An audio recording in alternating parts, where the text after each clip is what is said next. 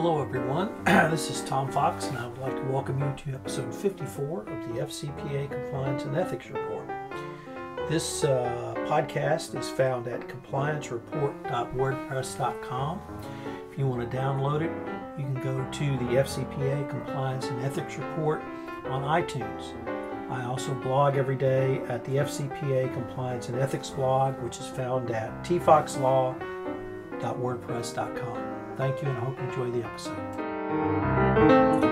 Hello, everyone. This is Tom Fox, and I'd like to welcome you to episode 54 of the FCPA Compliance and Ethics Report. Today, I wanted to talk about why I think the FCPA is part of an overall anti-terrorism effort by the United States government and part of U.S. government foreign policy.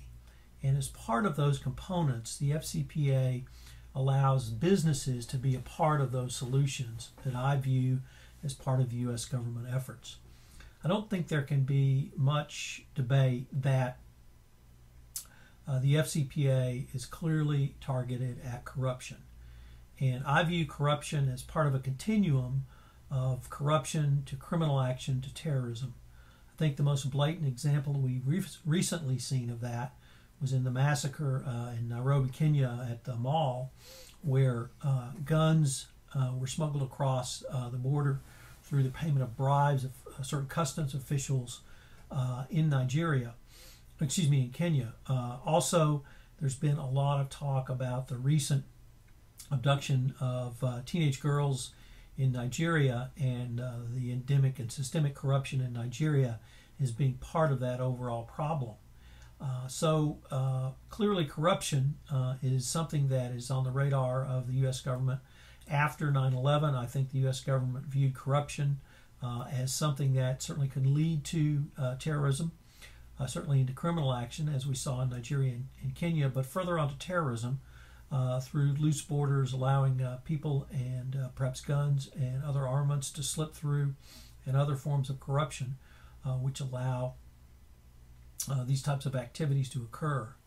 But more importantly, I think it's also in the interest of the United States government to open up businesses to compete on the basis of business enterprises. Corruption is something that certainly skews the scale, and rarely do you see companies who have the best products or services having to engage in corruption and bribery to obtain contracts. So typically what you see overseas is companies who do not have as good products or services as those of United States companies will engage in bribery and corruption. I suppose many government officials might believe that Chinese companies engage in this type of activity, certainly because they can't compete with U.S. companies in the construction of physical facilities, laying a pipeline, development of energy resources, or a wide variety of business enterprises that U.S. companies engage in. Also, it's certainly in the foreign policy interests of the United States to help develop third world countries. And U.S. companies play a role in this. And certainly the FCPA has a role in this as well. But what I'd like to focus on is what I think is important about the FCPA that is often not really focused on, is it allows a business response to the issue of corruption and anti-competition. And what I mean by this is I practice in Houston, the energy capital of the world, or at least self-proclaimed energy capital of the world, but certainly the FCPA epicenter of enforcement in the world. More energy companies have had FCPA enforcement actions or been involved with FCPA enforcement actions than probably any other industry. And certainly there have been more FCPA enforcement actions concentrated on companies either commercially or legally headquartered in the city of Houston than anywhere else in the world, even if that corruption occurred outside of the United States and therefore under the purview of the FCPA. But what this has allowed is U.S. companies to become compliant with the FCPA. By that I mean they have policies and procedures in place to help prevent, detect, and deter corruption. while I think the overriding goal of the FCPA is certainly to stop a bribe, it really entails more than that in having a best practices compliance program in place. And more companies in Houston have that than probably any city in the world, simply because there's so much knowledge about the FCPA due to enforcement actions. All of the top companies, energy companies, the Exxons, the Shells, the Chevrons, have been involved in FCPA investigations or enforcement actions, and they have best practices compliance programs. But what that has done is you have the very top level, the exploration companies, who have those compliance programs in place. The people who do business with those, the service companies, the Baker Hugheses, the Halliburtons, the Schlumbergers, the Weatherfords of the world, they all also have FCPA compliance programs in place. Now, I recognize that all of those companies have had their own FCPA issues, whether violations or investigations. Nevertheless, what I focus on is part of the solution and the remediation portion. If you think about one of my 3 favorite maxims, which come from Paul McNulty: what did you do to prevent it? What did you do to detect it? And what did you do when you found out about it? It's that third prong that's the key. It's the remediation. Certainly remediation can be specific termination of an employee who engaged in bribery and corruption, a specific policy to deal with third parties, deal with mergers and acquisitions, gifts, travel, entertainment, etc. But it's much broader than that. It's bringing in an entire compliance culture, and those companies have labored to do that. Do they have ongoing issues that they struggle with? Certainly they do. But the point is that they have policies in place to prevent, detect, and remediate issues as they might arise. And that's the key, I think, to what U.S. government regulators, either in the Department of Justice or the Securities and Exchange Commission, are looking for. But because of the maturity of those companies and their compliance programs, and many were involved in FCPA investigations and indeed some in FCPA enforcement actions from the last decade, this has led to having mature compliance programs. So, for instance, Baker Hughes had an FCPA enforcement action concluded in 2004. Since that time, Baker Hughes has not had a recordable or reportable, FCPA violation that they have had to self-disclose to the government. Certainly a stellar record on behalf of Baker Hughes. But the key, I think, in the business solution is not simply that a company like Baker Hughes can develop a compliance program and run it as well as they do. The key is that if you want to do business with a Baker Hughes, with a Halliburton, with a Schlumberger, you have to have a compliance program in place. So think about the tiered effect of this. You have the Exxons, the Shells, the Chevrons. The next level, you have the service companies who do business with them and for them. But then everyone down the line is also required to have a best practices compliance program, or at least a compliance program that manages the individual risk of those companies. So you have multi-billion-dollar companies who do business with a Baker Hughes, a Schlumberger, a Halliburton, or a Weatherford. They supply chemicals, they supply products, they supply services, they supply trained technicians and employees who can deliver an expert service in a certain area. All of those companies have to have compliance programs.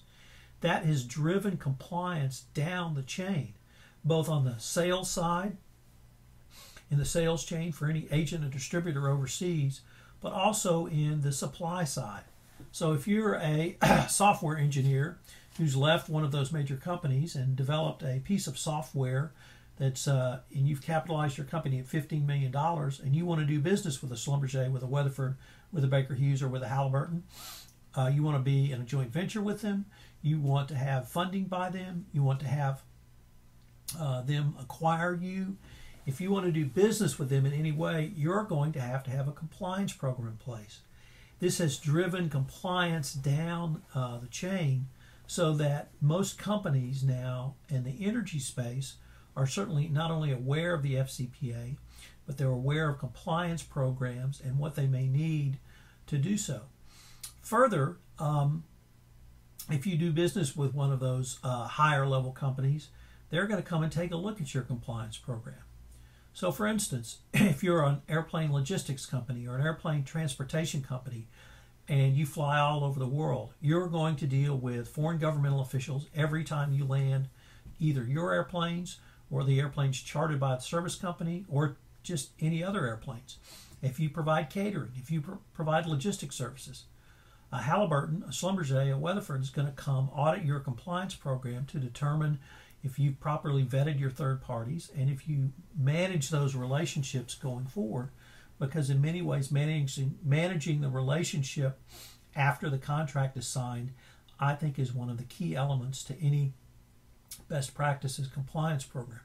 So you have not only a business solution to a legal problem, bribery overseas, but you have a self-regulating business solution and a self-monitoring business solution.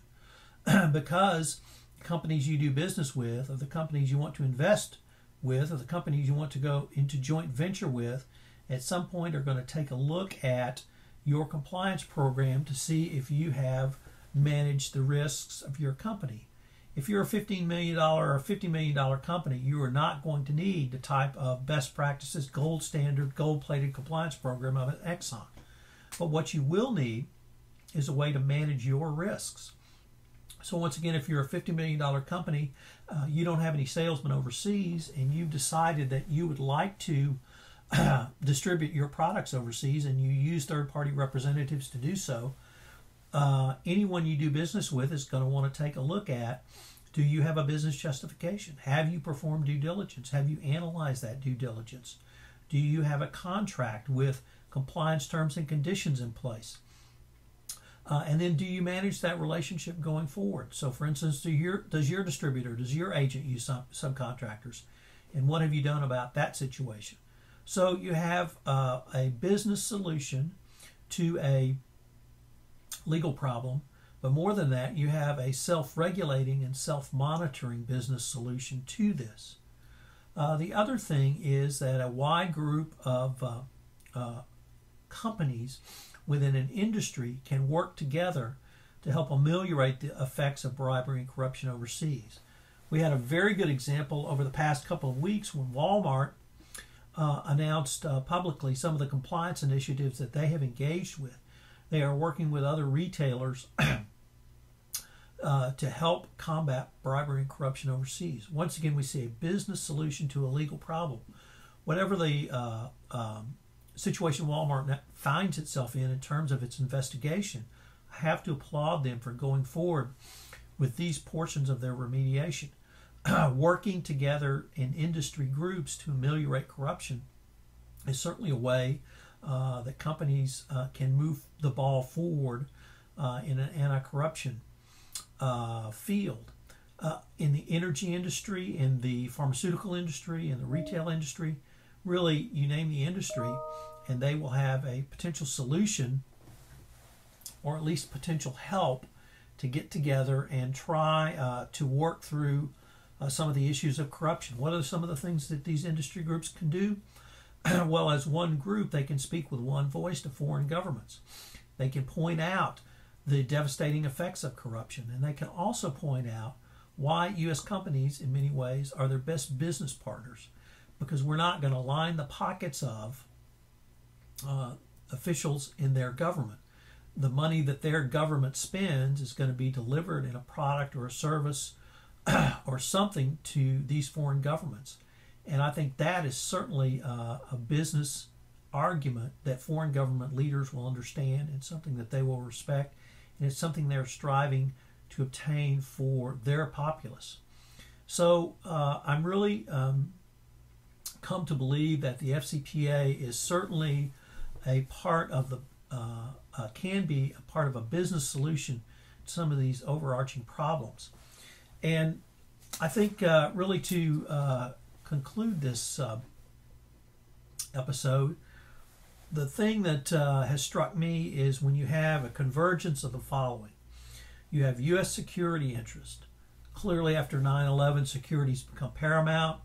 It's shaped many of new laws that have been passed, certainly national conversations on security, both outside the United States and inside the United States. but still a prime concern here in 2014. Then you have U.S. foreign policy. As long ago as 2006, then Senator Obama went to Kenya and spoke about the need to fight against corruption. It is endemic across the globe, and the fight goes on. It is in the interest of foreign policy interests of the United States to combat this endemicness of corruption. Certainly, the U.S. government's doing that with the laws that are available to it, the anti-kleptocracy law, anti-money laundering laws, even IRS and U.S. tax laws may become involved. But the FCPA is a key component of this. So U.S. policy is clearly stated to move towards a level playing field for business, to remove not only the effects of corruption, but remove actual corruption. Obviously, with the FCPA 1977 law, we have a law in place that specifically prohibits U.S. companies from engaging in bribery and corruption of foreign governmental officials. So we have a U.S. security interest, we have a U.S. foreign policy, and a U.S. law.